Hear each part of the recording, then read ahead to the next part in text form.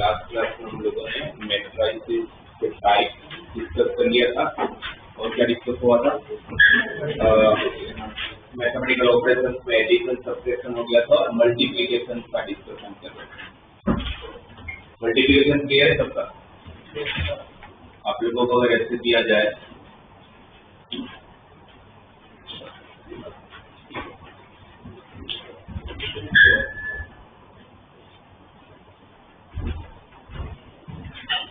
अच्छा मुझे बताओ, कोई भी दो मैट्रिक्स का मल्टीप्लिकेशन पॉसिबल कब होता है? तो फर्स्ट का नंबर ऑफ दूसरे के नंबर ऑफ रो सेम और जो आप लोगों का आंसर आएगा उसका ऑर्डर क्या होगा? फर्स्ट का नंबर ऑफ रोज और सेकंड का क्या मैट्रिसेस के अंदर मल्टीप्लिकेशन कम्यूटेटिव रूल को फॉलो करता है? नहीं करता है।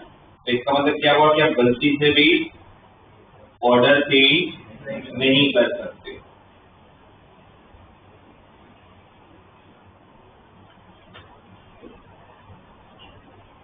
ये आपको एक मैट्रिक्स दे रखा है, ठीक है? तो आपको बोलते हैं x की वैल्यू फाइंड करनी है। फाइन, ये एक मैट्रिक्स है, ये एक मैट्रिक्स है, ये एक मैट्रिक्स है, तीनों का मल्टीप्लिकेशन किसके बराबर दिया हुआ है? 0। मतलब मैट्रिक्स का मल्टीप्लिकेशन करोगे तो आंसर किस में आएगा? दो मैट्रिक्स का मल्टीप्लिकेशन आंसर किस में आता है? मैट्रिक्स में आएगा ना। उसका आंसर वापस मैट्रिक्स का मल्टीप्लाई करोगे तो आंसर किस में आएगा? तो फिर सामने तो 0 है, तो 0 है मतलब क्या है? वो नल मैट्रिक्स है। वो क्या है?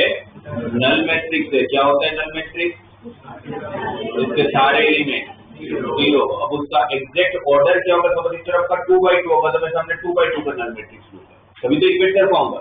इस तरफ का मैं 1/3 का नल मैट्रिक्स 1/3 का मैट्रिक्स आएगा तो सामने में 1/3 का नल मैट्रिक्स लूंगा, ठीक है? तो सामने क्या होगा? कभी भी 0 लिखा मिले ना पूरे मैट्रिक्स में मतलब नल मैट्रिक्स की बात कर रहे हैं, और कभी 1 लिखा मिले तो वो आइडेंटिटी मैट्रिक्स को रिप्रेजेंट करता है। 1 किसको रिप्रेजेंट करता है?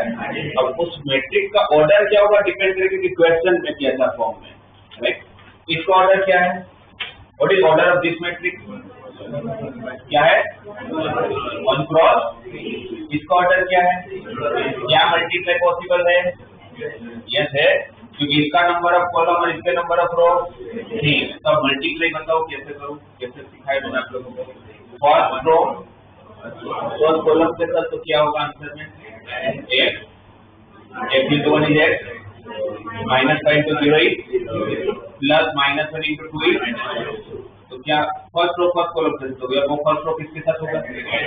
तो x into 0 is 0, -5 into 2 is -1 into 0 तो 0।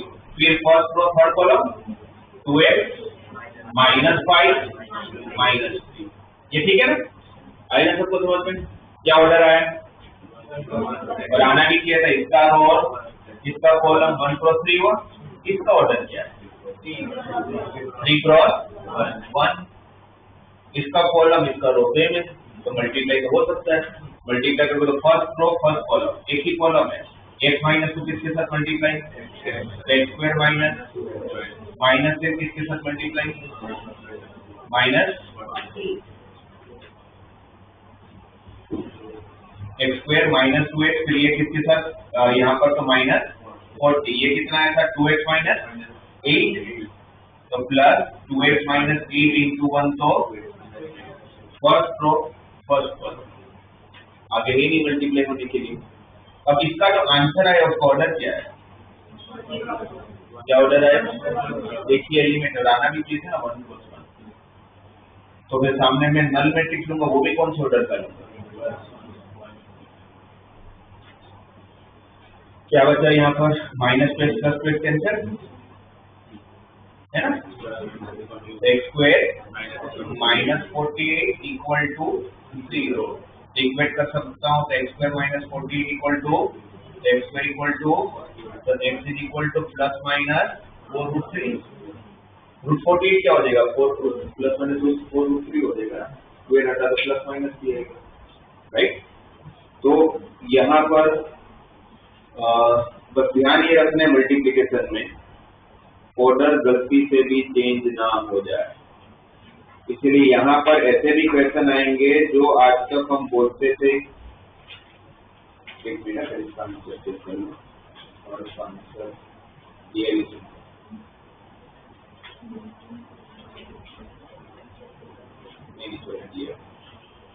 प्लस माइनस 4, ठीक। तब यहाँ पर ऐसे भी क्वेश्चन आएंगे जैसे आपको दे देंगे if a equal to -1 to 2 3, b is equal to 0 1 -1 4, then prove that a plus b whole square is not equal to a square plus 2ab plus b square। बोले कि प्रूव करके दो। और आप तो सब यही पढ़ते आ रहे हैं, जब से पढ़ना चालू किया आइडेंटिटी तो यही तो पढ़ाया गया हमें कि a plus b का होल स्क्वायर किसके इक्वल होता है? a square plus 2ab plus b square। इतने सालों के बाद पता चलता नहीं, ऐसा तो नहीं होता है ना, वो गलत प्रूव कर देना आपको कि a square plus 2ab plus b square equal नहीं होता है। अब कैसे नहीं होता है? अभी तक तो होता था। अब सोल्व करोगे तो सबसे पहले किसको सोल्व करोगे? लेफ्ट हैंड साइड ले लेते हैं, a plus b का, अच्छा what do you think a plus b का होल स्क्वायर का मतलब क्या है? a plus b into a plus b, ऐसा नहीं कि सारे एलिमेंट का स्क्वायर कर लो। a plus b का होल स्क्वायर का एग्जैक्टली मतलब क्या है? x स्क्वायर का एग्जैक्ट मतलब क्या होता है? x into x। a plus b whole square से a plus b को किसके साथ multiply? a plus b, a और b का एडिशन करिए। एडिशन होगा पहले तो होगा ना, ऑर्डर सेम है, -1 3 1 7, उसको उसी के साथ मल्टीप्लाई, -1 3 1 7। अब मल्टीप्लाई किया तो फर्स्ट रो फर्स्ट कॉलम क्या होगा? 1 प्लस 3 तो 4, -3 प्लस 21 तो 18, -1 प्लस 7 तो 6, 3 प्लस 49 52, ठीक है ना। ये आप लोगों को क्या मिला? a plus b का होल स्क्वायर। एक बार चेक कर लेना, कुछ गलत तो नहीं है ना। अगर ये आपका LHS हुआ तो आपको क्या सोल्व करना है? RHS से सबसे पहले कौन चाहिए? a स्क्वायर मतलब क्या हुआ? -1 2 का -1 2 3 का मल्टीप्लाई वापस -1 2 3 के साथ है ना, a का a के साथ multiply plus twice of a कौन है? -1 2 2 3 का b के साथ मल्टीप्लाई 0 1 -1 4, और उसके बाद प्लस b स्क्वायर।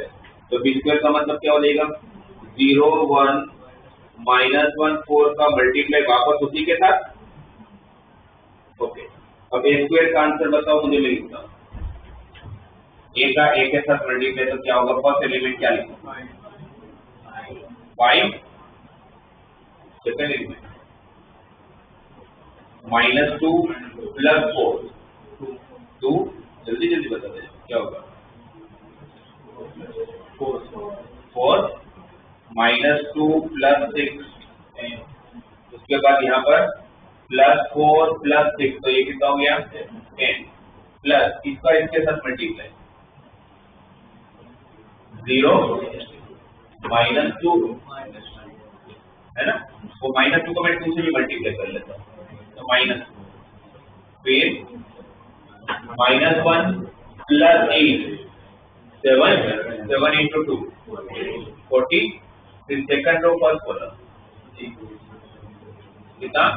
0 -8 to 2 तो -6, फिर second row second column 2 plus 12 2 plus 12 14 14 into 2 20। अब b स्क्वायर का आंसर 0 -1 -1 ना, फिर first row second column 0 +4, second row first column 0 -4, फिर सेकंड रो सेकंड कॉलम तो -1 +16। इन तीनों जो मैट्रिक्स आया तीनों का ऑर्डर सेम है, ऑर्डर सेम है तो क्या एडिशन हो सकता है? हो सकता है ना। एडिशन करोगे तो आंसर क्या होगा? 5 -4 1 1 -1 0, 2 + 14 16 16 + 4 20, 4 - 6 - 2 - 4 -6, 10 + 28 38 38 + 15 50, ये आंसर है। और a + b का होल स्क्वायर का आंसर ये है, दोनों सेम नहीं है। क्यों नहीं है? अब तक तो होता था, तो क्या हो गया अचानक से? अब ऐसा क्या हो गया कि a + b का होल स्क्वायर जो अभी तक x² + 2ab + b² होता था वो हम अब बोल रहे हैं कि ऐसा नहीं होता है। क्यों नहीं होता है? इस वजह से तो इसमें कॉम्बिनेटिव का यूज कहाँ आ रहा है? तो a + b का होल स्क्वायर का मतलब क्या होता है? a + b × a + b, actual मतलब यही होता था। ब्रैकेट ओपन करो तो a × a, a² + a × b, ab + b × a, ba + b × b, ये आपका एक्चुअल a + b का होल स्क्वायर है। बट अभी तक हमें पता था कि ab और ba का आंसर सेम होता था। ab और ba तो सेम होता था, इसलिए उसमें ba को हम क्या लिख लेते थे? ab, इसलिए वो क्या बन जाता था? 2ab। और मैट्रिक्स के अंदर ab और ba सेम नहीं होता, इसलिए और कोई रीजन नहीं। मतलब कोई बेसिक रीजन क्या है कि भाई मल्टीप्लिकेशन कॉम्बिनेटिव रूल को फॉलो नहीं करता, इसलिए जो भी आइडेंटिटी आज तक पढ़ते थे वो कोई भी आइडेंटिटी यहाँ पर वैलिड होना जरूरी नहीं। ऐसा नहीं बोल रहा हूँ कि कभी होता ही नहीं, हो सकता है कोई मैट्रिक्स में सेम लिया जाए, और अभी तो हमेशा सेम आता तो हमेशा सेम आना जरूरी नहीं है। ऐसे क्वेश्चन आ सकते बोर्ड लेवल पे कि भाई प्रूव करके दो तो मैट्रिक्स ले रहा हूँ। क्लियर? मल्टीप्लिकेशन क्लियर है सबको? मल्टीप्लिकेशन को लेके अच्छा आप लोगों को फर्स्ट एक्सरसाइज करनी थी शायद, नहीं करनी थी, कुछ लेने की सेकंड एक्सरसाइज में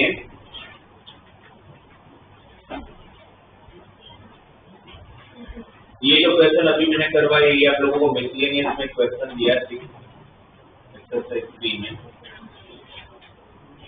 ये तो समझ आ गया होगा, है ना?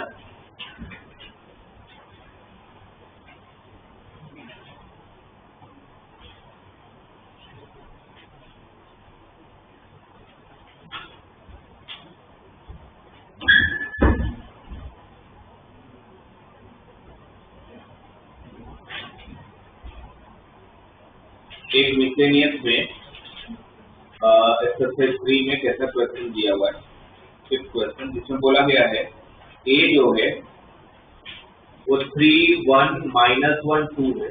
a जो है वो 3 1 -1 2 है। तो आपको पहले तो प्रूव करने को बोला है, prove that a² - 5a + 7i = 0, a² - 5a + 7 = 0, sorry -5a + 7 = 0, मतलब hence find a⁵, मुझे पता है 7 आई है बट मैंने बता दिया। क्या दिया? a² - 5a + 7 = 0 प्रूव करना है, और उसके बाद बोले कि hence find a⁴, 4 तो पहले आपको ये प्रूव करना है, ठीक है? a² - 5a + 7 का आंसर क्या आना चाहिए? 0 आना चाहिए। तो सबसे पहले क्या चेक करोगे? a² - 5a + 7, a² मतलब a को a से मल्टीप्लाई, 3 1 -1 2 3 1 -1 2 कम -5 है तो 5 × 3 1 -1 2। अच्छा, ये आप लोगों का दो मैट्रिक्स का मल्टीप्लाई करोगे तो आंसर क्या आएगा? सीधी बात है, मैट्रिक्स और मैट्रिक्स का मल्टीप्लाई करो तो आंसर क्या आएगा? 5 को अगर मैट्रिक्स का मल्टीप्लाई करोगे तो भी क्या रहेगा? और यहाँ पर एक मैट्रिक्स ये दूसरा मैट्रिक्स, तो प्लस किसके साथ ऐड करने को बोला? 7 के साथ। तो मैट्रिक्स का कोई कांस्टेंट के साथ ऐड कर सकते हो? मैट्रिक्स किसके साथ ऐड हो सकता है? मैट्रिक्स के साथ। तो कांस्टेंट के साथ ऐड होगा ही नहीं। जैसा कि बाय डिफॉल्ट यहाँ पर 7 के साथ कुछ नहीं है, तो कौन है? इंटू 1 तो ही है ना, 7 के साथ इंटू 1 तो लिख सकता हूँ। और मैट्रिक्स के अंदर 1 मतलब कौन?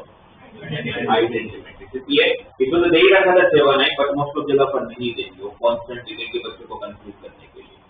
तो ठीक है, अगर ये मैट्रिक्स है कि मैट्रिक्स में तो फिर 7 को लिख के छोड़ के आ जाएंगे। तो वहां पर इंटू 1 तो है ही ना आपके पास, और इंटू 1 मतलब कौन? आई। तो दिया हो या ना दिया, वहां पर आई है ना, तो वो 7 आई। आई मतलब कौन? Identity matrix. कौन सा ऑर्डर का लूंगा? क्यों 2 क्रॉस 2? क्योंकि बाकी सारे भी 2 क्रॉस 2 में आएंगे। ओके, अब इन दोनों का मल्टीप्लाई करो तो आंसर 9 -1 तो 8 +3 +2 तो 5 -3 -2 तो -5 -1 +4 तो 3 ना। यहाँ पर मल्टीप्लाई करोगे तो 15 5 -5 10। यहाँ पर 7 0 0 7। ये भी 2/2, ये भी 2/2, ये भी 2/2। तो एडिशन हो ही सकता है, सब्ट्रैक्शन भी हो सकता है। 8 -15 -7 -7 +7 0 5 -5 0 + 0 0 -5 -15 सॉरी -5 -5 +5 0 0 + 0 0 -5 -10 3 -10 -1 + 7 तो सामने 0 0 0 0 मतलब कौन सा मैट्रिक्स हो गया? 2/2 का नल मैट्रिक्स। नल मैट्रिक्स को क्या लिखते हैं? जो आपको प्रूव करना था। ये तो ठीक है, सिंपल है, मल्टीप्लिकेशन आते तो काम हो गया। बस ध्यान रखना है कि यहाँ पर अगर कुछ नहीं दिया है तो 7 के साथ आएंगे ही। ओके, अब उन्होंने केवल ये प्रूव कर लो, उसके बाद hence find a raised to 4। hence का मतलब क्या होता है? मतलब ऐसा स्टेटमेंट है तो deduce या hence जैसे वर्ड आते हैं, समझ लीजिए कि जो आप ऑलरेडी प्रूव कर चुके हो उसको यूज करिए और फिर इसकी वैल्यू निकालिए। a raised to 4 का इंडायरेक्टली मतलब क्या हो गया? a को कितनी बार मल्टीप्लाई करना? a को 4 बार मल्टीप्लाई करोगे तो आपको आंसर आ जाएगा, है ना। आंसर आ जाएगा, सही आंसर आएगा, बट मार्क्स फिर भी 0 मिलेंगे। क्यों 0 मिलेंगे? क्योंकि उन्होंने बोला ही नहीं था कि a को 4 बार मल्टीप्लाई करो। उन्होंने क्या बोला है? जो आपने प्रूव किया उसको यूज करो और a raised to 4 तक। इसमें मैं a को 4 बार मल्टीप्लाई करके अपना आंसर नहीं फाइंड कर सकता। तो फिर हम क्या करेंगे? यहाँ पर a² - 5a + 7i को 0 प्रूव कर चुका हूँ। मतलब मुझे ये पता है कि a² किसके बराबर है। अगर a² - 5a + 7i 0 है तो a² को क्या लिख सकता हूँ मैं? 5a - 7i। मुझे पहुंचना कहाँ तक है? a raised to 4 तक। अब डायरेक्टली वहां नहीं पहुंच पाओगे, आपको एक स्टेप ही चलना पड़ेगा। स्क्वायर तो आ गया मेरे पास, अब मैं दोनों तरफ a से मल्टीप्लाई कर लेता हूँ, तो ये क्या हो जाएगा? a³। यहाँ पर क्या हो जाएगा? a × a तो a² और a × i क्या होगा? i का काम क्या होता है? वो तो रिमूवल आई ना, काम क्या होता है? 1 का काम करता है। आई कोई पूछे क्या काम करता है तो 1 को आप किसी के साथ भी मल्टीप्लाई करो तो फर्क पड़ता है उसको। इस तरह की आइडेंटिटी मैट्रिक्स को आप किसी भी मैट्रिक्स के साथ मल्टीप्लाई करो, मैट्रिक्स को कोई फर्क नहीं पड़ता। आप किसी मैट्रिक्स को आई के साथ मल्टीप्लाई करोगे तो उसको कोई फर्क नहीं पड़ता। ए जब आई के साथ मल्टीप्लाई होगा तो वापस ए ही देगा, आई तो 1 है, तो उसका होना या ना होना कोई फर्क ही नहीं पड़ता। ठीक है, राइट। तो अब क्या हो गया? मेरा a³ क्या बना? 5 टाइम्स a² - 7 और a² की वैल्यू मेरे पास ऑलरेडी है। कितना है a²? a² की जगह पर वापस क्या रख लूंगा? 5a - 7i -7 है और उससे ब्रैकेट ओपन करोगे तो 25 है। 25 में से 7 गया 18 है। 5 × 7i क्या हो जाएगा? 35i। इसमें हो जाए 25 में से 7 गया तो कितना बचा? 18 है और -35 है। ये वैल्यू किसकी हुई? a³ की। किसकी वैल्यू हुई? a³ की। अब a³ तक पहुंच गया, पहुंच रहा कहां तक था? तो वापस किसका मल्टीप्लाई? ए से, तो ए से जब वापस मल्टीप्लाई करोगे तो a रेज़ टू 4, यहाँ पर क्या हो जाएगा वापस 18a square minus 35 time a into I, a square की वैल्यू वापस a स्क्वायर की value 5a minus 7i minus 35 है, वापस ब्रैकेट ओपन करो, 18 5 जा 90 है, 90 में से 35 गया 55 है, 90 में से 35 गया तो 55 बचेगा ना, बराबर है ना। और 18 into 7 कितना होता है 126, तो a रेज़ टू 4 किसके इक्वल आ गया 55a माइनस 126 आई। और अभी तक देखोगे तो मैंने कई बार भी मैट्रिक्स को मल्टीप्लाई नहीं किया, पर मैं अपना आंसर तक पहुंच गया। a तो मेरे पास ऑलरेडी गिवन थी, इसको 55 से मल्टीप्लाई कर लूंगा, 55 से मल्टीप्लाई करूंगा 55 into 3 165, 55 into 1 55, 55 into -1 55 into 2 minus 126 आई 126 0 0 आई क्या होता है 1001 ना, उसको 126 से मल्टीप्लाई कर लिया। अब ये भी 2/2, ये भी 2/2 सब्ट्रैक्ट कर लेते हैं, 165 में से 126 गया 39, 55 minus 0 55 minus 55 minus 0 minus 55 110 minus 126, ये आपका a रेज़ टू 4 का आंसर आ गया। ऐसे करेंगे तो आपको पूरे मार्क्स मिल जाएंगे। चलो भी ऐसा स्टेटमेंट आता है रिमेन्स या डिड्यूस, तो मतलब जो आप ऑलरेडी कर चुके हो उसको यूज करिए और आगे बढ़िए। समझ आया सबको क्या करना है।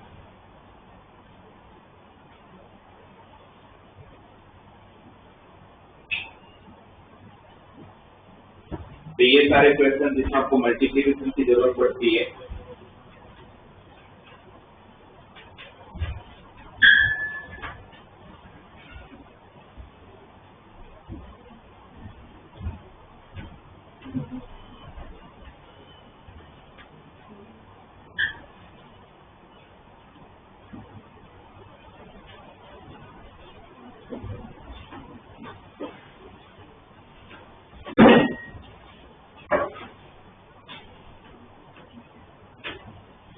थर्ड एक्सरसाइज के अंदर मल्टीप्लिकेशन को लेके एक क्वेश्चन जो काफी बार पूछा जाता है, एक्सरसाइज 3.3 का 18 में वो क्वेश्चन बता दे रहा हूँ जो मुझे लगता है कि भाई पूछने लायक है। अगर पूछना है, अगर मुझे इस बुक में से अगर मैथमेटिक्स चैप्टर में है उस पर्टिकुलर एक्सरसाइज में, तो मैं कौन सा सम पूछता या कौन से सम बोर्ड में आज तक पूछे जाते हैं वो क्वेश्चन मैं आपको बता रहा हूँ।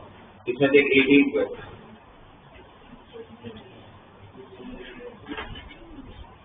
इसमें दिया हुआ है कि a equal to 0 minus 10 alpha by 2 10 alpha by 2 0 है ना। एक मैट्रिक्स दिया हुआ है and I is the identity matrix of order 2 लिखा हुआ है, बट नहीं भी लिखा तो कोई फर्क नहीं पड़ता। और फिर बोला है कि then prove that I plus A is equal to I minus a into cos alpha minus sin alpha and cos alpha। ये आप लोगों का एक्सरसाइज 3.3 का 80 क्वेश्चन है। तो सर एक्सरसाइज 3.3 नहीं, सॉरी 3.2 का एक्सरसाइज 3.2 का।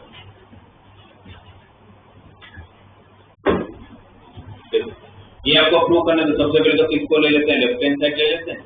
आई मतलब कौन सा ऑर्डर का 2/, तो LHS तो डायरेक्टली मिल जाएगा।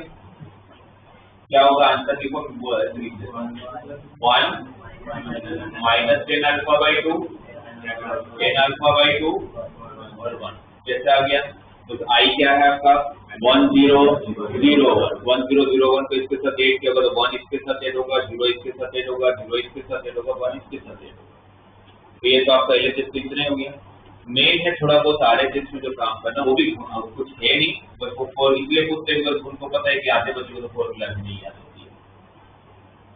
सबसे पहले आई माइनस से चाहिए होगा, आई में से ए को माइनस करोगे तो 1 minus minus plus 10 alpha by 2 minus 10 alpha by 2 1। आई मतलब 1001 में से इसको माइनस किया तो माइनस माइनस प्लस हो गया, ये माइनस हो गया, ये दोनों 1 1 हो गया। तो आया होगा ना समझ में? उसको किसके साथ मल्टीप्लाई। अब मेरा फर्स्ट मैट्रिक्स अगर tan अल्फा बाई 2 के टर्म्स में मतलब एंगल आधा करना है, यहाँ पर अल्फा है, आपको अल्फा बाई 2 चाहिए, तो यहाँ पर मुझे कोस साइन की वो फॉर्मूला अप्लाई करनी चाहिए जो tan में आता हो और एंगल हाफ भी आता हो। कौन सी होती है? कोस की वो फॉर्मूला जिसमें tan आता हो और एंगल हाफ होता हो। कौन सी formula? cos 2 theta equal to 1 minus tan square theta upon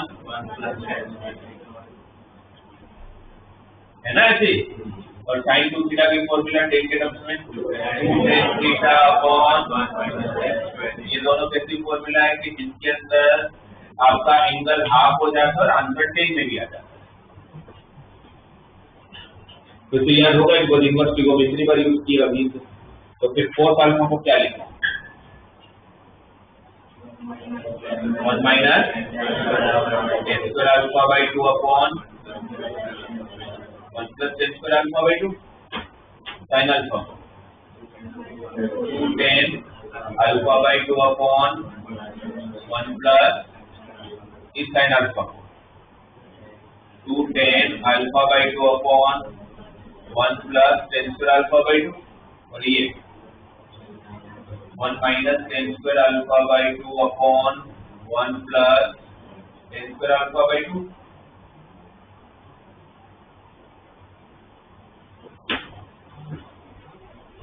ये ठीक है, या इन दोनों का मल्टीप्लाई हो पाएगा? अच्छा, मल्टीप्लाई करने से पहले हो पाएगा कि नहीं हो पाएगा? हो पाएगा, क्योंकि पहले का कॉलम और दूसरे के रोज सेम है। अब मल्टीप्लाई करने से पहले जो आपका सेकंड मैट्रिक्स है उसमें चारों एलिमेंट में से कुछ कॉमन दिख रहा है? क्या कॉमन है? 1 upon 1 plus tan square alpha by 2। अच्छा, मैट्रिक्स के अंदर जैसे में ये 5 है, 5 को जब कांस्टेंट को मल्टीप्लाई किया तो सबके साथ मल्टीप्लाई करते हैं, तो फिर जब कॉमन भी लोगे तो मल्टीप्लाई का तो है तो कॉमन भी एक ही साथ आता होगा, है ना? तो ये यहाँ से क्या कॉमन आ जाएगा? 1 अपॉन 1 प्लस, दूसरा काम इजी होगा ना मल्टीप्लाई में। फिर अब क्या रहेगा? 1 tan alpha by 2 minus tan alpha by 2 1, और यहाँ क्या रहेगा? 1 minus tan square alpha by 2 minus 2 tan alpha by 2 2 tan alpha by 2 and 1 minus tan square alpha by 2। अब इस मैट्रिक्स को इसके साथ मल्टीप्लाई करेंगे। कैसे करेंगे? क्या होगा? पहला element first row first column, क्या होगा answer? 1 plus tan square alpha. जब जिसको पूछूंगा क्लास में वो बताएंगे, किसी का भी डाउट है तो बताओ। क्लियर है ना? मल्टीप्लिकेशन है कि मैं अब पूछूं आपसे और आपसे ना बताएं। क्लियर है? पहले ये मैं लिख लेता हूँ 1 minus tan square alpha by 2 plus 2 tan square alpha by 2 क्या हो जाएगा? 1 प्लस, दूसरी आपको बताना है यहाँ का एलिमेंट क्या आएगा। इससे क्या एलिमेंट है?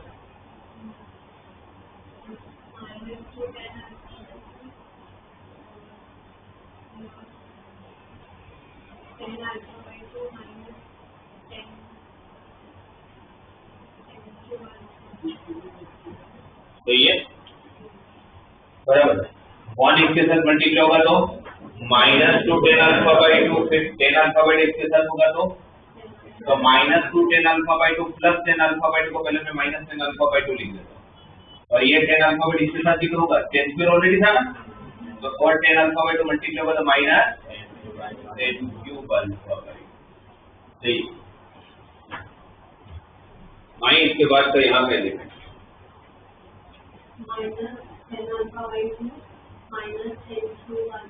वापस बोलो -tan अल्फा बाई 2 तो क्या बचेगा? -tan alpha by 2 plus 2 tan alpha by 2, तो tan अल्फा बाई 2 हो जाएगा और प्लस tan क्यूब अल्फा। ये सबसे लास्ट एलिमेंट।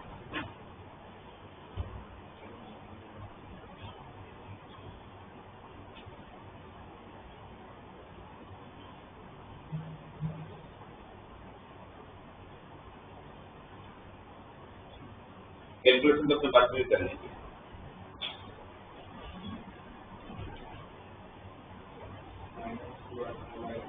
-2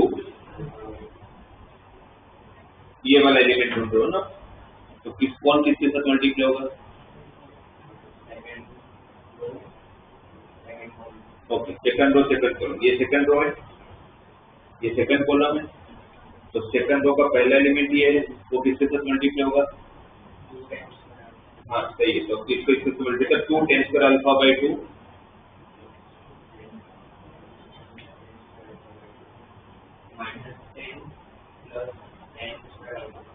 कैसे? ये फर्स्ट एलिमेंट फर्स्ट के साथ मल्टीप्लाई हुआ, तो 2 10 स्क्वायर अल्फा बाई 2 आया। फिर ये 1 होगा, 1 किसके साथ मल्टीप्लाई होगा? तो plus 1 minus 10 square alpha by 2, तो क्या बच रहा है आपके पास? 1 तो रह गए, और 2 10 plus 2 10 square alpha by 2 minus 10 square alpha by 2, 1 plus 10 square alpha by 2। भाई सिंपल सा होता है, बस कैलकुलेशन मिस्टेक नहीं करनी, इतने ध्यान देना। यहाँ से क्या कॉमन है? 10 अल्फा बाई 2 अंदर क्या है? इन दोनों में से क्या कॉमन? तो अंदर क्या रहेगा? तो फिर चारों एलिमेंट में से कॉमन क्या? और ये कैंसल, तो सिर्फ रहा क्या? ये 1 रहा। यहाँ से क्या कॉमन लिया था? यहाँ से क्या कॉमन लिया था? यहाँ पर यही रख लो। तो वापस नॉर्मल मल्टीप्लिकेशन है, बस ये है कि मेरे पास वहां पर कोस और साइन की जो 10 वाली फॉर्मूला है वो आपको वहां पर याद होना चाहिए अप्लाई करने के लिए।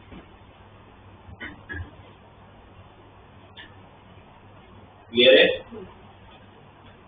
एक बार सेकंड एक्सरसाइज निकालो सब लोग।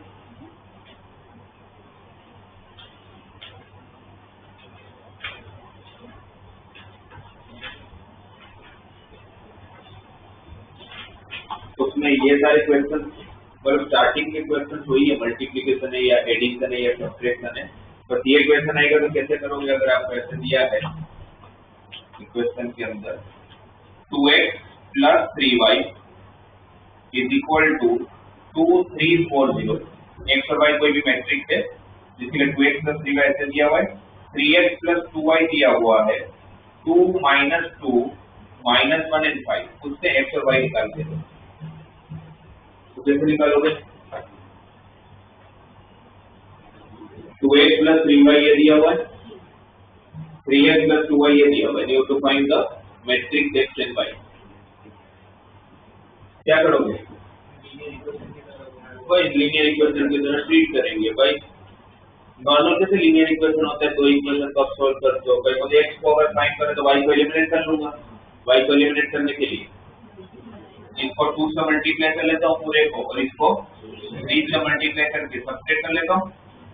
तो यहाँ पर 4x, यहाँ पर 9x, 3 से मल्टीप्लाई किया ना, तो 4x में से 9x गया, कितना होगा? Minus 5x। ये 6y और ये 6y कैंसल, कैंसल ना, मतलब जब मल्टीप्लाई करो तो यहाँ पर भी मल्टीप्लाई हुआ होगा, इस तरह तो नहीं करूँगा, और 3 यहाँ पर भी मल्टीप्लाई होगा, तो सामने क्या बचेगा? ये 4 में से 6 माइनस 2, ये 6 माइनस माइनस प्लस 6, तो 12 माइनस वन प्लस 6 हो जाएगा ना, ये 8 और ये माइनस माइनस प्लस 3 11, ये 0, ये माइनस 50। ये मैट्रिक्स है, ये मैट्रिक्स को सब्ट्रैक्ट कर लिया। वैल्यू किसकी फाइंड करनी है? तो -5 कहाँ जाएगा? डिवाइड में जाएगा, तो एक के साथ जाएगा या सबके साथ जाएगा? तो क्या होगा? ये 2/5, 12/5, 11/5 माइनस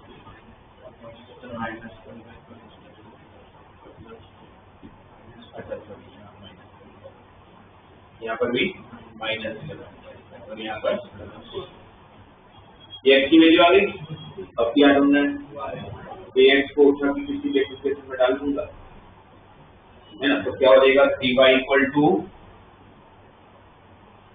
2340 और ये वाला जो होगा 2x को उधर देगा तो माइनस होके जाएगा, तो -2x, तो क्या होगा -4/5 -24/5 -22/5 और 6, ये होगा ना 2x के साथ मल्टीप्लाई हुआ। और फिर इसमें जब वापस ये माइनस कर लूंगा तो 2 - 4/5, 5 2 10, 10 - 4 तो 6/5 है, और 6/5 3 से डिवाइड भी होगा, तो दोनों से साथ में करेगा 2/5, 3 माइनस ऑफ -24/5, तो 3 15 + 24 39/5, 3 से डिवाइड होगा तो 13/5, 4 माइनस ऑफ -22/5 42/5, 20 + 22 42/5 ना, 3 से डिवाइड हुआ 14/5, 0 - 6 -6 डिवाइड बाय 3, ये आप लोगों को एक्सरसाइज देगी। तो ये नॉर्मल सोल्व कर तो वैसे ही तो हो जाएंगे ये सब। तो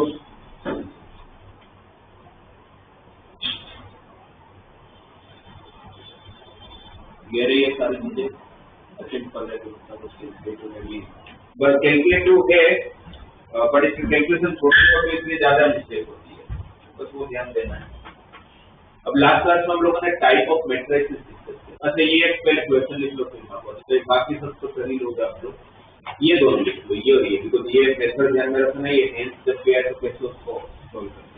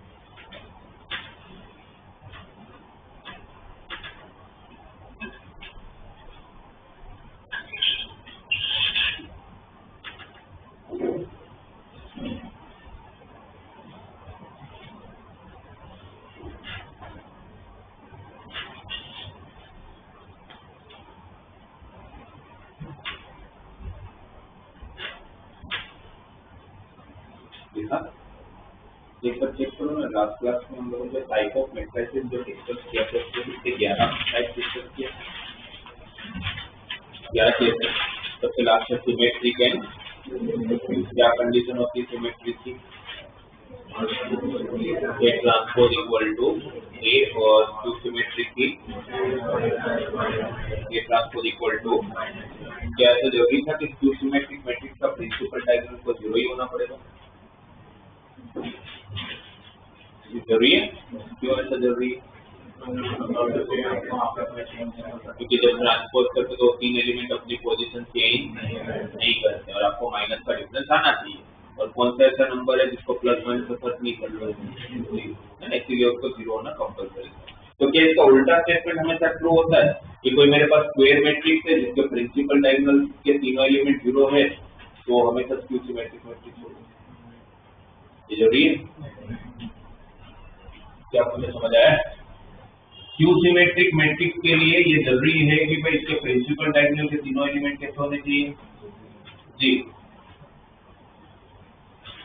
अगर स्क्यू सिमेट्रिक मैट्रिक्स है तो ये नेसेसिटी, अगर ये नहीं है तो कंफर्म है कि स्क्यू सिमेट्रिक नहीं बनेगा। और उसकी रीजन है कि क्योंकि जब हम लोग ट्रांसपोज करते हैं तीन अपनी पोजीशन चेंज नहीं करते, कंडीशन क्या है स्क्यू सिमेट्रिक का A transpose equal to minus, तो माइनस का डिफरेंस लाने के लिए यही एक ऐसा एलिमेंट है जिसको प्लस माइनस से फर्क नहीं पड़ता। और इसका उल्टा हमेशा ट्रू होता है, कोई भी सिमेट्रिक कोई भी मैट्रिक्स हो जिसका प्रिंसिपल डायगोनल के तीन एलिमेंट अगर जीरो है तो वो हमेशा स्क्यू सिमेट्रिक मैट्रिक्स ही बनेगा। ये जरूरी नहीं, ठीक है, नहीं तो हमारे डिस्कशन हो गया। अब जो ट्रांसपोज जो हम कर रहे थे उस ट्रांसपोज की प्रॉपर्टीज होती है। ट्रांसपोज क्या है वो आपको पता है, क्या करते हैं ट्रांसपोज में, रो को और कॉलम को रो। तो अब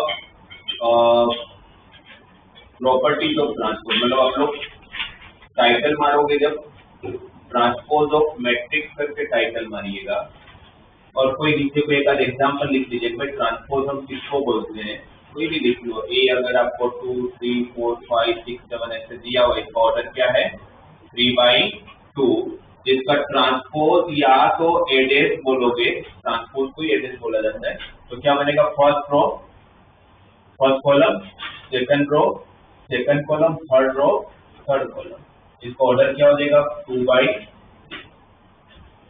इसी को हम ट्रांसपोज बोलते हैं, राइट। रो को क्या करना है कॉलम बना लेना और कॉलम को क्या करना है रो बना लेना। अब इसकी प्रॉपर्टी,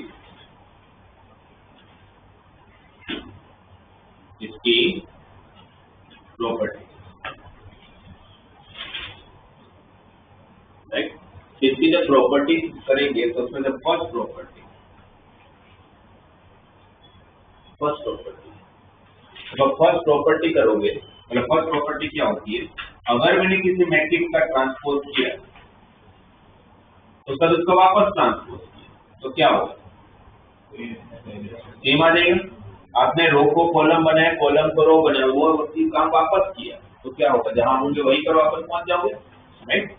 आप किसी भी मैट्रिक्स को कोई कांस्टेंट k से मल्टीप्लाई करते हो, किसी भी मैट्रिक्स को k कांस्टेंट से मल्टीप्लाई करते हो, उसके बाद उसका ट्रांसपोज लेते हो या पहले ट्रांसपोज ले लेते हो और फिर k से मल्टीप्लाई करते हो, आपके आंसर को कोई फर्क नहीं पड़ता।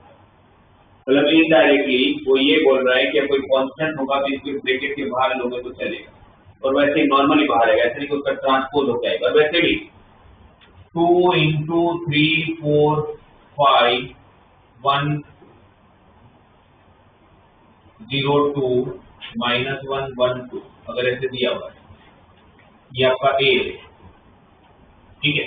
अगर मुझे प्रॉपर्टी अगर वेरीफाई करवाना है और मुझे बोले कि ये खुद भी ले लेते 2a ले लेते, तो 2a का ट्रांसपोज करके देखते हैं 2a का ट्रांसपोज क्या होगा।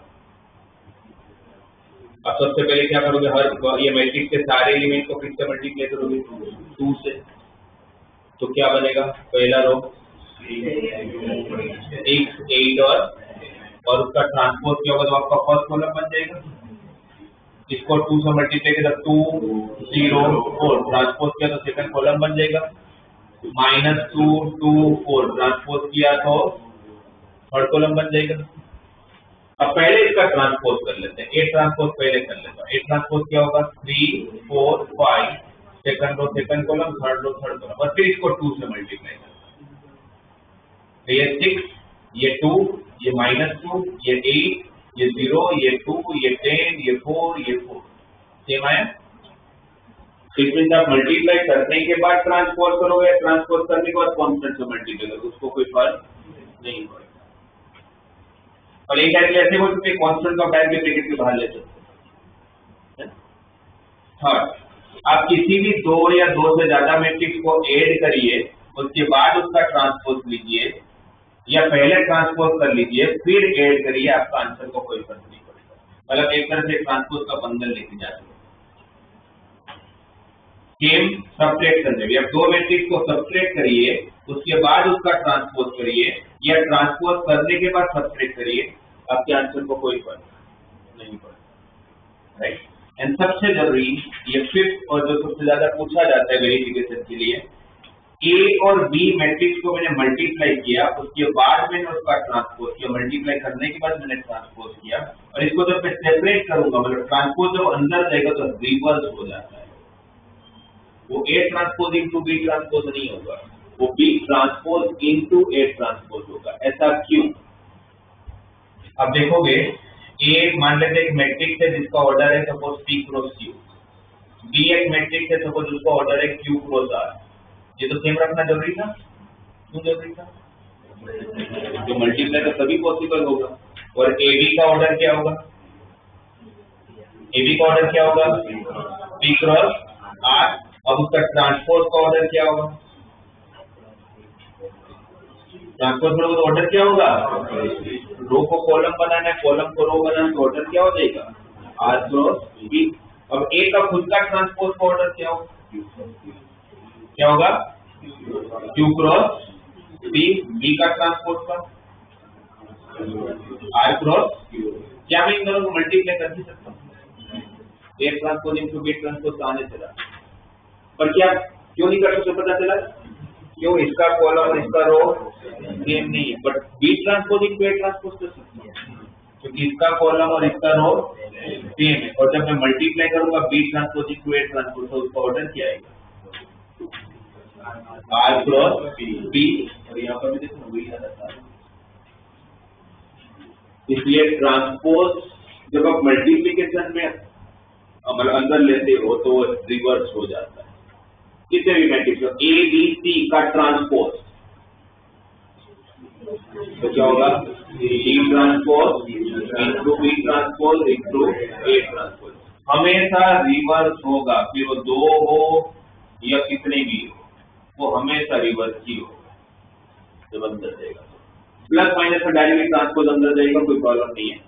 और आप मैट्रिक्स के अंदर सब कुछ कर सकते हो, एडिशन कर सकते हो, सब्ट्रैक्शन कर सकते हो, किए हमने इक्वेशन में मल्टीप्लाई कर सकते हो, तो क्या नहीं कर सकते?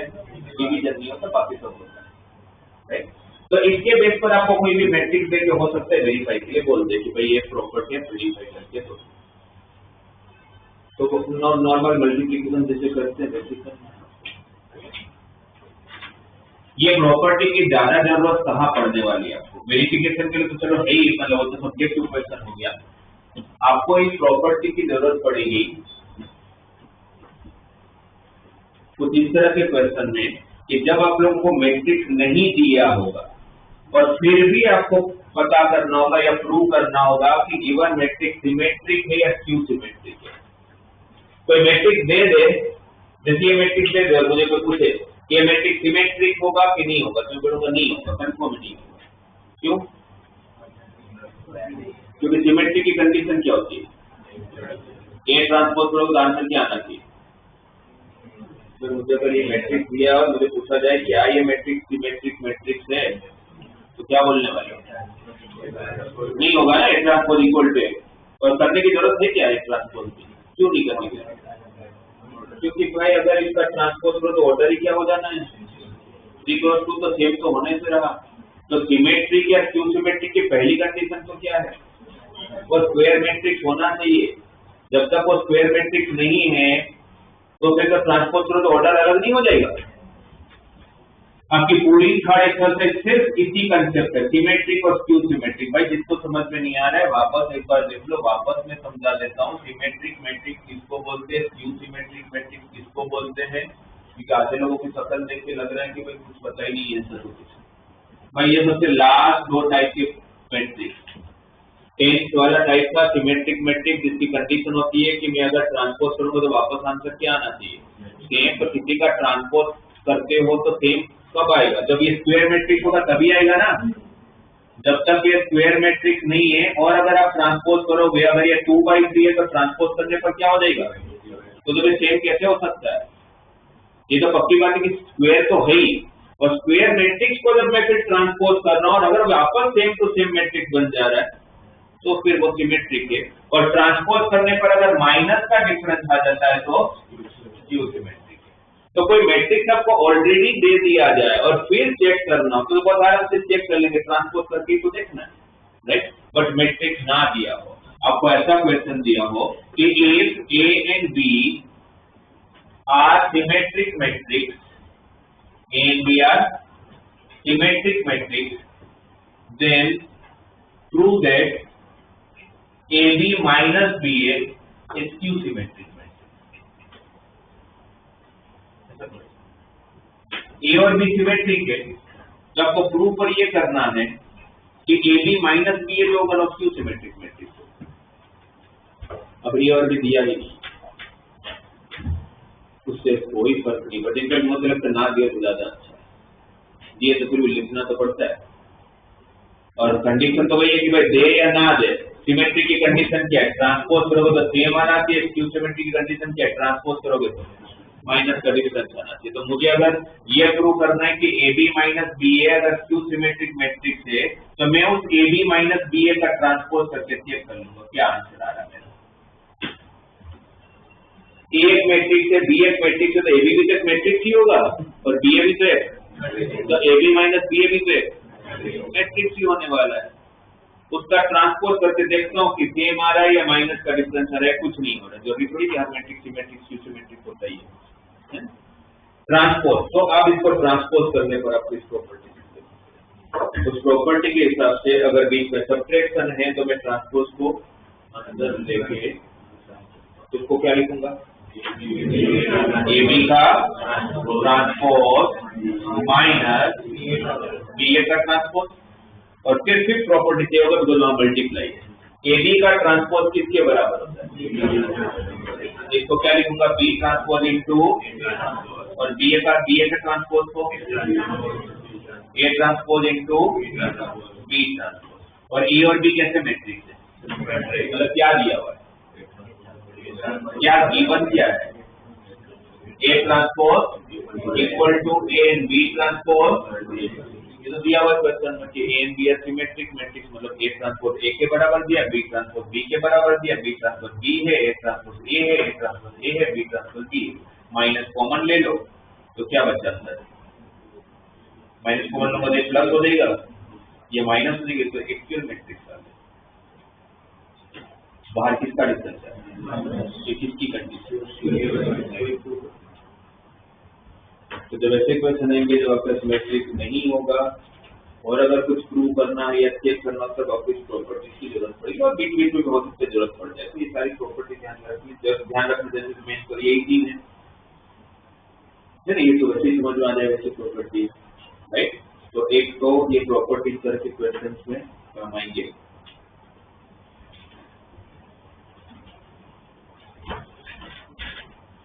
फिर ट्रांसपोज को लेके और एक concept,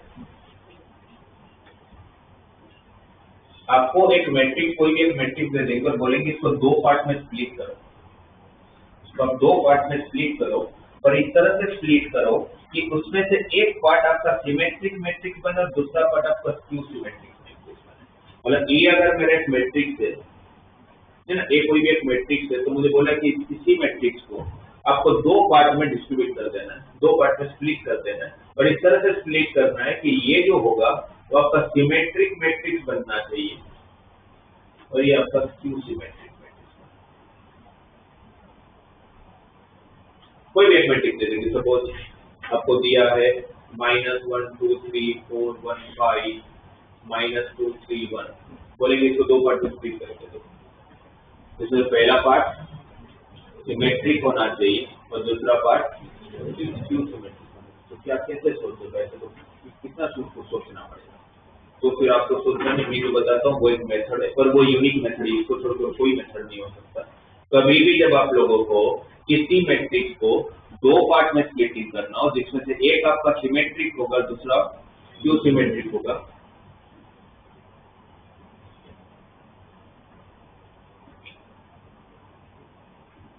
distribute given matrix into symmetric and skew symmetric matrix,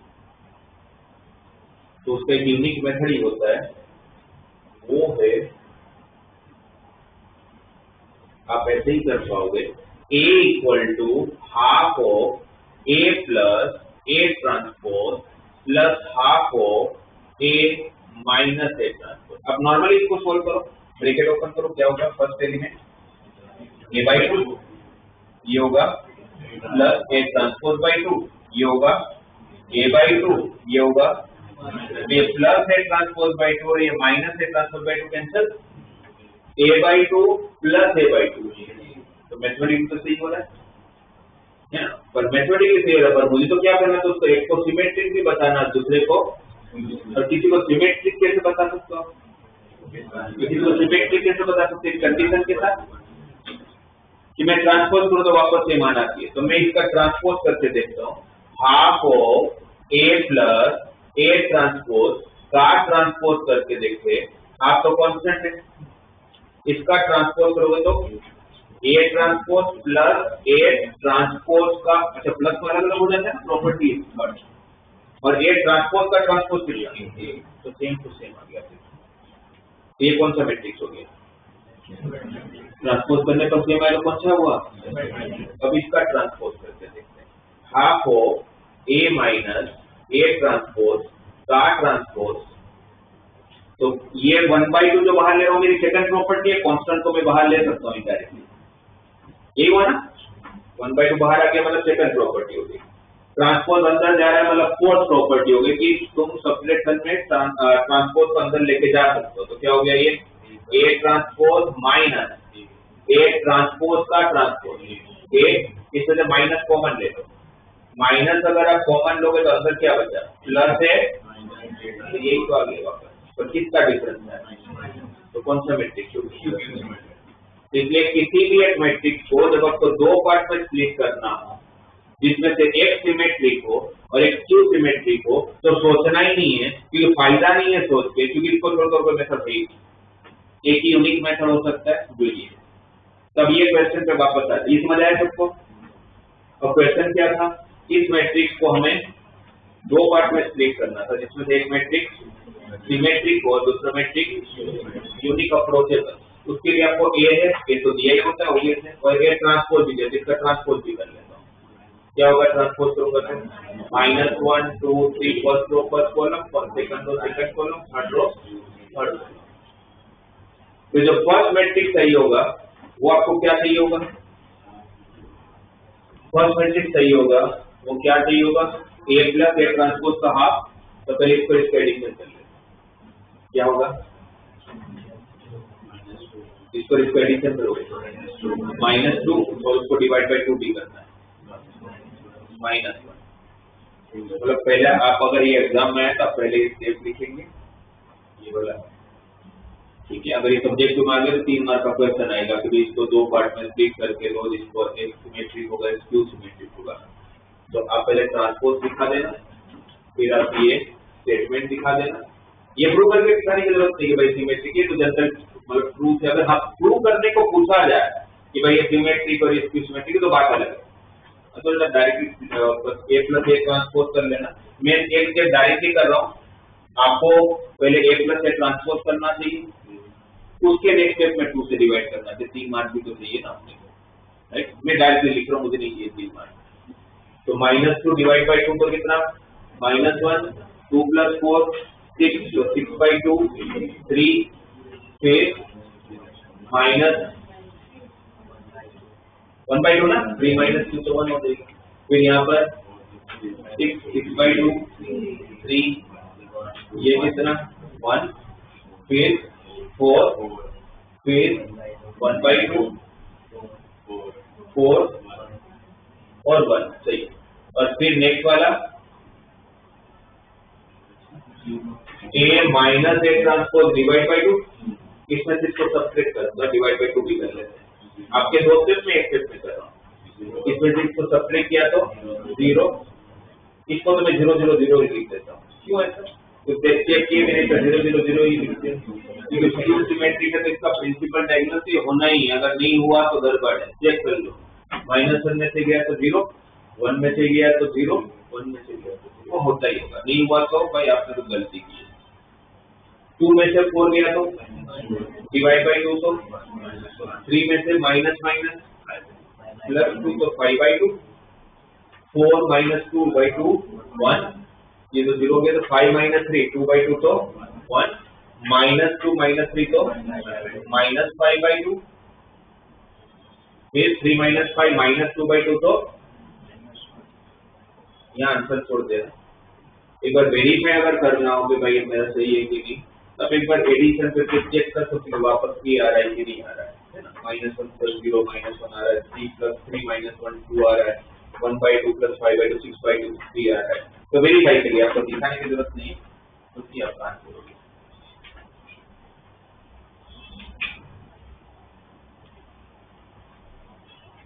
आगे छोड़ते हैं, तो वो वाला प्रॉपर्टी ट्रांसपोर्ट की और ये वाला पार्टी।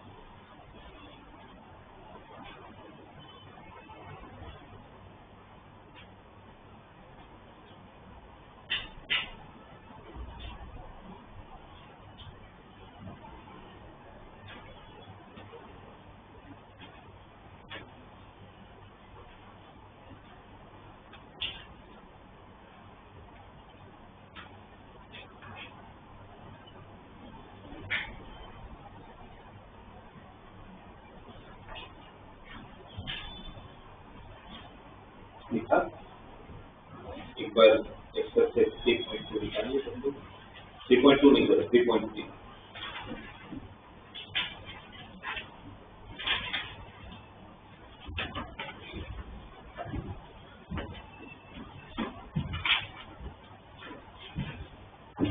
निकाला तुमने?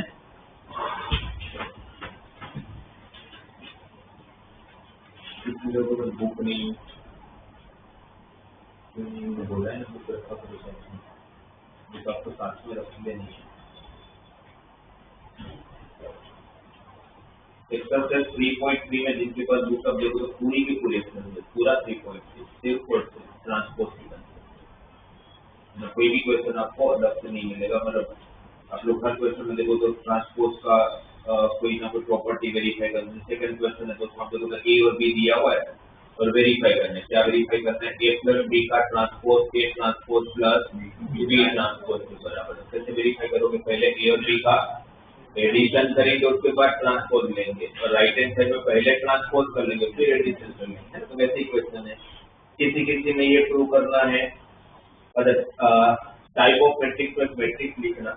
जैसे ये तो 6 मैट्रिक्स है, तो 6 मैट्रिक्स में आपको बोला है, 6 मैट्रिक्स में आपको बोला गया है कि ए आपका कोस, चलिए यहाँ एक बार चेक करो, कोस alpha sine alpha minus sine alpha cos alpha, और बोला है कि प्रूव करके दो कि ए इंटू ए डैश आई है। ए इंटू ए डैश आई है मतलब क्या प्रूव करना है? ए को किसके साथ मल्टीप्लाई? उसी के ट्रांसपोज के साथ। ए कौन है? Cos alpha sine alpha minus sine alpha cos alpha, इसका ट्रांसपोज क्या होगा? Cos alpha first row first column, second row second column, multiply तो वही पाएगा।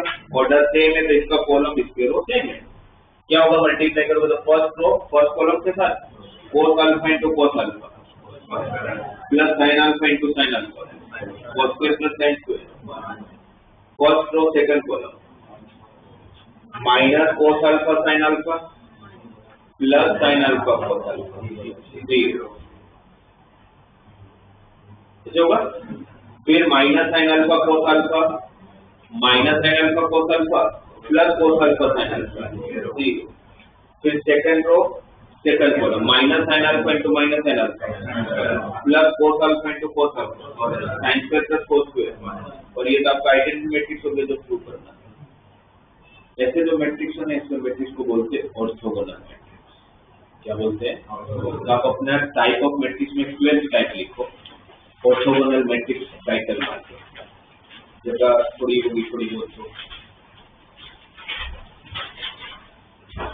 क्या लिखोगे? Orthogonal matrix.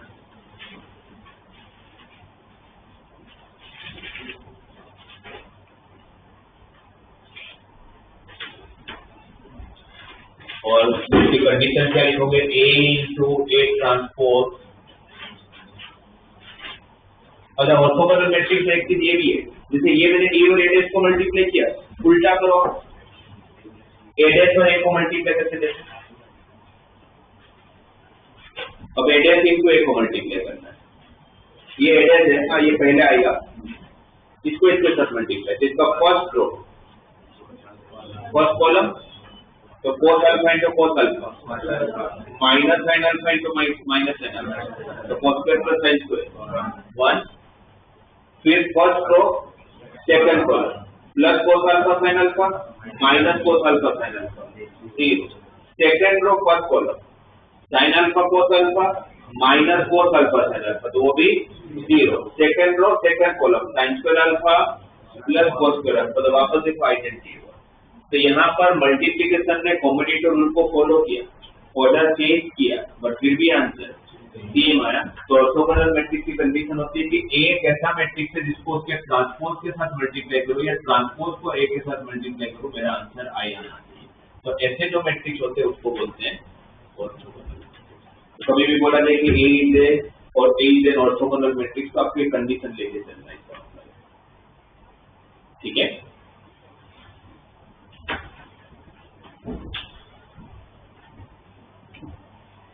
फिर ऐसे क्वेश्चन है, कोई मैट्रिक्स दिया है, प्रूव करना है कि सिमेट्रिक मैट्रिक्स है, तो वही ट्रांसपोज करके चेक कर लेना है।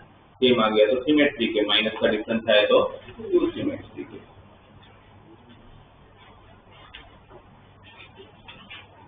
तो थोड़ी देर पहले मैंने ये वाला क्वेश्चन किया था, ये उन्होंने उसमें दिया, ऑब्जेक्टिव में दिया है।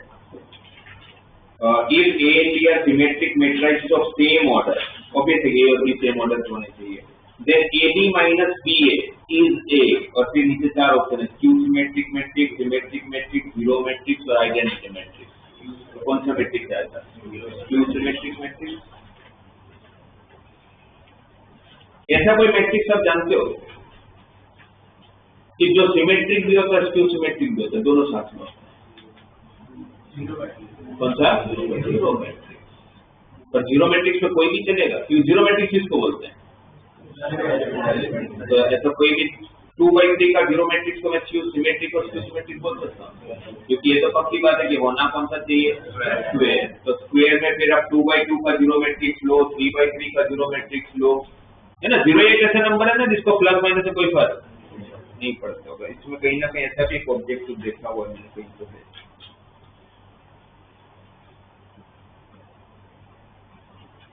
लास्ट में मिसलेनियस में बोला if the matrix A is both symmetric and skew symmetric, then फिर ऑप्शन है A is a diagonal matrix, A is a zero matrix, A is a square matrix and none of this.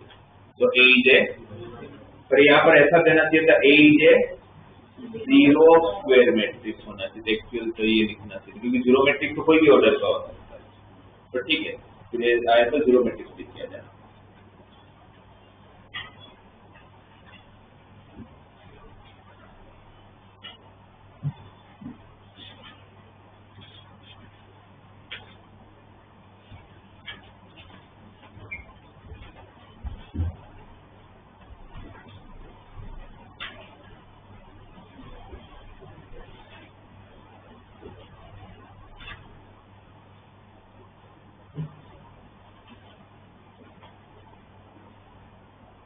इसके अंदर एक question miscellaneous में 11 question है exercise 3 का।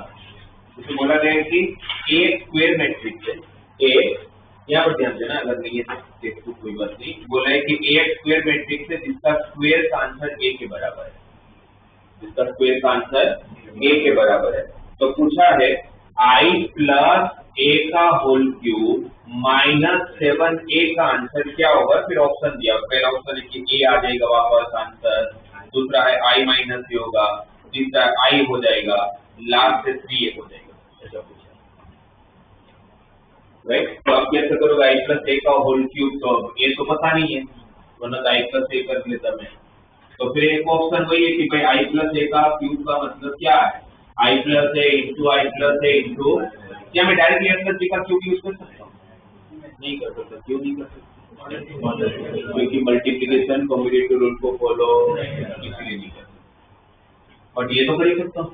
अब ये मल्टीप्लाई करूंगा आई इंटू आई, 1 इंटू 1, 1 आई इंटू आई, आई स्क्वायर बराबर है बट आई होगा ना, वो तो आई इंटू ए, क्योंकि आई को किसी के साथ में मल्टीप्लाई तो कोई फर्क नहीं पड़ता। ए इंटू आई, ए इंटू ए, वो ए दिया इसलिए मैं उसको ए लिख लेता, वरना स्क्वायर को ए नहीं लिख सकता, बट इस जी आएगा राइट।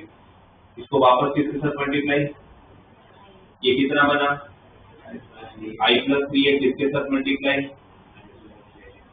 करूंगा आई इंटू आई, आई स्क्वायर तो आई होगा, आई इंटू ए, 3a इंटू आई, 3a इंटू ए, 3a स्क्वायर को 3a लिख सकता हूँ, और ये अलग से माइनस 7 है, 3a प्लस ए 7 है, आई प्लस 7 है माइनस 7 है, तो ये और ये आंसर है।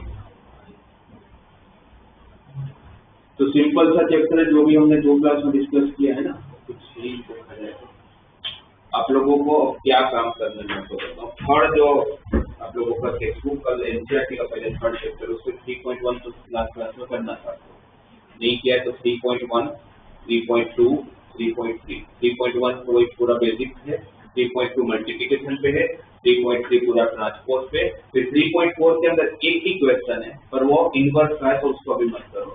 और फिर थर्ड एक्सरसाइज मिसलेनियस वाला है ना, उसमें थोड़े क्वेश्चन मल्टीप्लिकेशन वाले होंगे जो मैंने डिस्कस किए, 2-3 एक आध ट्रांसपोज वाले, ठीक है। सिंपल सा है, इसको पहले कर लो टेक्स्ट बुक का। फिर अपने मॉड्यूल की तरफ मूव करेंगे।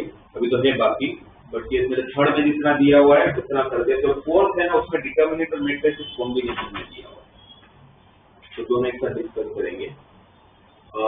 आप लोगों का शेड्यूल के हिसाब से कल आप लोगों को वैसे तो सब्जेक्टिव टेस्ट है, पर कल का सब्जेक्टिव टेस्ट आप लोग दोगे सैटरडे, क्योंकि सैटरडे में आप लोग का क्लास नहीं ले पाऊंगा, मैं आउट ऑफ स्टेशन हूँ, तो सैटरडे का क्लास में कर ले रहा हूँ। और कल टेस्ट, कल की वैसे भी इतना हुआ नहीं कि आप टेस्ट ले भी पाओ, तो तब तक काफी चल जाएगा और 2 क्लास मुझे मिलेगा, तो पूरा मैट्रिक्स हो जाएगा इनसे, तो पूरा मैट्रिक्स का टेस्ट दे पाओगे सैटरडे, राइट। पर कल क्लास लूंगा, केवल केमिस्ट्री का भी क्लास आप लोग, तो मुझे उसके पहले लेना है। तो इसमें से कोई स्कूल वाले जो 145 तक नहीं पहुंचे, कितने बजे कल मत जाने चलेगा ना आपका, तो 2 से सब फ्री होते हैं, तो हो सकते कल नहीं जाओगे तो चले, लेकर ये करना पड़ेगा। तो कल अगर जाना कंपलसरी के भाई प्रैक्टिकल ऐसा कुछ है, तो फिर आपको लेक्चर से देखना पड़ेगा। पॉसिबल हो तो चेक कर लेना, नहीं जा पाओ चल जाता हो, ठीक है। तो कल 1:45 to 3 आप लोगों को क्लास होगा, फिर आप लोग को क्लास, ठीक है। और कल का टेस्ट कब होगा? सैटरडे का जो अपना रेगुलर क्लास होता है उसी के अंदर। और टॉपिक, कल का टॉपिक में मैंने इन्वर्स के और मैट्रिसेस दिया था, उस जगह पर वापस वही टॉपिक वही रहेगा, बट मैट्रिसेस काफी कुछ हो जाएगा। अब लोग मॉड्यूल में क्या है,